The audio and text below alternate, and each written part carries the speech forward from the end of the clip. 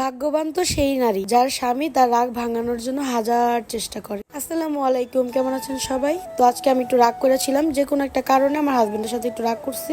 তো দেখেন এতগুলো চকলেট আমার আইনা দিছে। এরপরে বলতেছিল চলো তোমার বাইরে ঘুরতে নিয়ে যাই। আমি অনেক না করার পরও ওই যে নিয়ে গেছে। আমরা আজকে কোথায় যাব যাই না, কিন্তু ও নিয়ে বের হইছে আমার। এখানে গোলাপ দেখে ওই থামছে, থাইমা বলছে তোমার পছন্দ মতো তুমি গোলাপ নাও।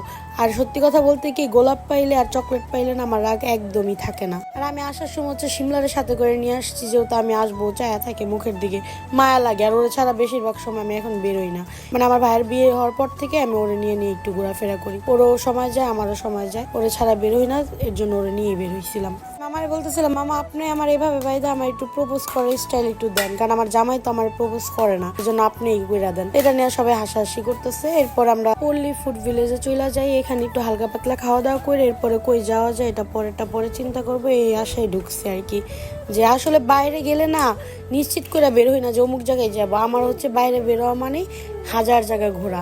একটু সন্ধ্যা টাইমে বের হয়েছিলাম, অনেক ভালো লাগে এই টাইমটা হচ্ছে মানুষজন একটু কম থাকে, বিড়াবিড়ি তো থাকে না, ভালোই লাগে। এরপরও এই জায়গাটা অল টাইম অনেক মানুষ থাকেই, যত লেট করে বের হই না কেন। একটা মজার বিষয় কি জানেন, শপিং করতে গেলে হচ্ছে সবাই ডাকাডাকি করে ম্যাম আসেন আসেন, কিন্তু এই যে পল্লী ফুড ভিলেজ এমন একটা জায়গা, এখানে গেলেও সবাই ডাকাডাকি করে আপু আসেন আসেন বসেন বসেন খান খান। আমরা ঘুরে ঘুরে দেখতেছিলাম কি খাবো, ওই যে বললাম না কি করবো না করবো এটা নিশ্চিত থাকে না, কি খাবো না খাবো এটার জন্য আর কি ঘোরাঘুরি করতেছি। তো ঘুরতে ঘুরতে আমরা বসে পড়ি যে হালকা পাতলা কিছু একটা খাওয়ার জন্য। গেলে শুধু একটা জিনিসই না, হাজারটা জিনিস খাওয়ার জন্য যায়, এর জন্য সবকিছু অল্প অল্প করে খাই। তো আমাদের জন্য হচ্ছে বার্গার অর্ডার দিয়ে নিই, আর বাবুদের জন্য হচ্ছে চিকেন বল, কারণ আমার মেয়ে আর আমার ভাস্তি চিকেন বলটা পছন্দ করে। আর এখানে আমার মেয়ে ওর বাবার সাথে আর স্বামী ওর মার সাথে হচ্ছে শয়তানি করতেছিল। আর আজকে আমার ব্যাকগ্রাউন্ড সাউন্ডের জন্য সরি, কারণ আমার মেয়ে প্রচুর জ্বালাইতেছে, ঘুমাইতেছিল না, আমি ভয়েসও দিতে পারতেছিলাম না, তাই ও জাগনা থাকতে আমার ভয়েস দেওয়া লাগে। তো আর এই ক্লিপটা দেখেন আমার ফেভারিট একটা ক্লিপ, আমার মেয়ের সাথে আমি আর ওর বাবা মজা করতেছিলাম। আসলে সন্তানের সাথে প্রত্যেকটা মুহূর্তে অনেক অনেক কেন যেন অনেক আবেগময় হয়, তাই না? খাবার আসার পরে হচ্ছে আমরা খাওয়া দাওয়া করে নিই। আমার মেয়ে আমার ভাস্তি হচ্ছে চিকেন বলটা পছন্দ করে, তো আমি হচ্ছে ওদের ঠান্ডা করে করে দিতেছিলাম, আর ওরা খাইতে পারে না, এর জন্য সিমলারে বললাম যে ওর মেরে খাওয়াই দেখ, আমি আমার মেয়ের হচ্ছে ঠান্ডা করে করে খাওয়াই দিই। এখানে হচ্ছে আমার মেয়েরে খাওয়াই দাওয়ার শেষ করার পরে আমরা খাওয়া দাওয়ার পরে আস্তে ধীরে বের হয়ে যাব। আর এই যে খাওয়ার সময় ক্লিপটা খাওয়া দাওয়া শেষ হওয়ার পর ওর বাবা হচ্ছে দেখেন মেয়ের কি যত্ন, এদিকে যে আমার 12টা বাজে আছে, আমার ঠিক কেনার মতো কেউ নেই। আসলে সন্তান হয়ে গেলে বাবারা খালি নিজের মেয়েদের কথাই চিন্তা করে, তখন আর বউরে ভাল লাগে না, মেয়েরই ভাল লাগে। আচ্ছা যারই ভাল লাগুক, এরপরও আমার মেয়ের যে ওর বাবা এত ভালোবাসে এটা দেখলে আমার মন ভরে যায়।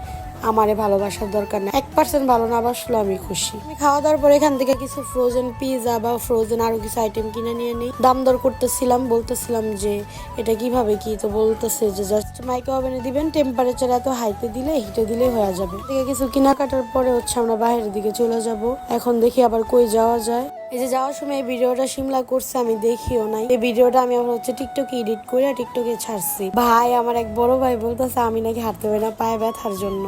হ্যাঁ আমি বাসায় একটু কাজ করতে যাই, পায়ে ব্যথা পাইছি, এর জন্য পায়ে ব্যথা ছিল, কিন্তু হাঁটতে পারি না এমন না, আমি হাঁটছি, ল্যাংড়ায় ল্যাংড়ায় হাঁটি নেই। তো এখন আমরা ঈদগাহ মাঠে যাবো ওইখানে কিছু খাওয়া দাওয়ার জন্য। তো যাওয়ার সময় দেখেন কি ফ্রেশ সবজিগুলো মনে হয় তাকায়া ছিল, এত ফ্রেশ টাটকা লাগতেছিল। আমার এই যে কেন জানি ফল পরে কি, মানে আমার অনেক রংধনু টাইপের কালার ফুইটা থাকে, এগুলো আমার দেখতে খুবই ভালো লাগে। আর দেখেন কি ভিড়, মানুষের জন্য হাঁটা যাইতেছে না, এখানে অল টাইম এত মানুষ কিভাবে থাকে রে ভাই, এত মানুষ। বাবা বললো চলো চিপা চুপা দিয়ে তোমাদের নিয়ে যায়, এখান দিয়ে যাইতে পারবে না। তো ওর বাবা আবার এইগুলা সব মুখস্থ রাস্তাঘাট, তো এই চিপা চুপা দিয়ে আমরা হচ্ছে ঈদগাহ মাঠের দিকে যাইতেছি। ফাইনালি ধাক্কা ধাক্কি খাওয়ার পরে এই যে এখন আয়েশা পৌঁছাইলাম। তো দেখি এখানে কি খাওয়া যায়। পরে আমি ফার্স্ট হচ্ছে ফুচকা খেতে বসে গেছি, আর আমার মেয়ে আর ভাস্তি চায়া ছিল অসহায়ের মতো, কারণ ওরা এগুলা খাইতে পারবে না। তাও আমি হচ্ছে ফুচকালাম, আমার থেকে 2-3টা চায় নেই, শুধু এগুলো ওদের ভেঙে দিয়ে ওরা খায়। আমাদের ফুচকাটা রেডি করা হইতেছে, এখানে আমি আমার মেয়ের প্রপোজ করতেছি। আমার মেয়ে তো বুঝে না, ফুলটাই না নিয়ে গেছে, খেলতেছিল ওর বাবার সাথে। আমি একটা জিনিস খেয়াল করছি, বাচ্চারা বাহির আসলে না অনেক এনজয় করে, অনেক আমাদের থেকে ওদের মন মনে হয় বেশি ফুরফুরা লাগে। এর জন্য যে যতটুকু সম্ভব নিজের বাচ্চাদের বাহিরে নিয়ে একটু ঘোরাবেন, তাতে ওদের মন মাইন্ড দুটোটাই ভালো থাকবে। আর এদিকে হচ্ছে আমি কোনো কাজ নাই, ফুচকা দিতেও দেরি হইতেছিল, তাই একটু ঢং করতেছিলাম। পরে ভাবলাম শুধু হাত দেখাবো কারণ একটু ফুলটারও দেখাই, ফুলটা এমনিও আমি অনেকবার দেখাই ফেলছি। পরে মামা এখানে টিস্যু দিয়ে গেছে, আর এই টিস্যু নিয়ে আমার মেয়ে যা করছে এটা ভিডিও লাস্টে দেখাইতেছি। আর এখানে হচ্ছে ফুচকা আইসা পড়ছে, তো ফুচকা খাইছি। আর আমি না একটা কাজ করে ফেলছি, আর একটা ভুল কাজ করে ফেলছি। অনেক কিছু খাওয়ার ক্লিপ না আমি নেই নাই, আমি ভিডিও ঠিকই করছি বাট ওগুলো অন করিনি। বাসায় এসে দেখি যে আমি ওগুলোর ভিডিও নেইনি। আমার জামাই কিভাবে খায় দেখেন, রাক্ষসের মতো টাহা করছে। ফুচকাটা মজা হলো, টকটা এমন কেন, আমি যতবারই যেই টকটাই আমার কেন যেন ভালো লাগে না। এটা থেকে আমার সেনাই যে মামার কাছে খাই, 3টা ভিডিওতে আমি যে মামার কথা বলছি ওই মামার টক ফুচকা এভরিথিং বেলপুরি সব মজা। আর এখানে ফুচকাটা মজা হলো, টকটা একদমই মজা ছিল না, কেমন জানো। আর এই দেখেন আমার মেয়ে, বললাম না ওটি শুনে যে কি তুলকালাম কাণ্ড, বারবার ছিঁড়া ছিঁড়া ফালাইতেছে সব। পরে মামা বলতেছে থাক খেলুক, আমি বলছি যে না নিয়ে যান, শুধু শুধু অপচয় কেন করবো। তো 2টা নিয়ে হচ্ছে টেবিল মুছেইতেছে। মামা বলতেছে তোমরা খাইয়া গেছো, এই জন্য তোমাদের মেয়েগুলো পরিষ্কার করে দিয়ে যেতেছে। পরে আমরা বের হয়ে গেছি, আর এখান থেকে রিক্সা নিবো না, কারণ আমরা ব্রিজ পার হয়ে যায়, আমরা ওই পার থেকে রিক্সা নিয়ে ডিরেক্ট বাসায় যাবো। এর জন্য আমি যেহেতু একটু চঞ্চল, তো লাফালাফি না করলে তো আমার আবার পেটের ভাত হজম হয় না, তাই আমি একটু হেলাদুলা হাঁটতেছিলাম, যেটা আমার ছোট থেকে অভ্যাস। এই রাস্তা হাঁটতে হাঁটতে একটা কথা মনে পড়ছে, একটা সময় আমি আমার বেঁচে যে বান্ধবী বা বন্ধু সবাই আমরা এখানে কত আসতাম, আর এখন আমার হঠাৎ আসতে হয়।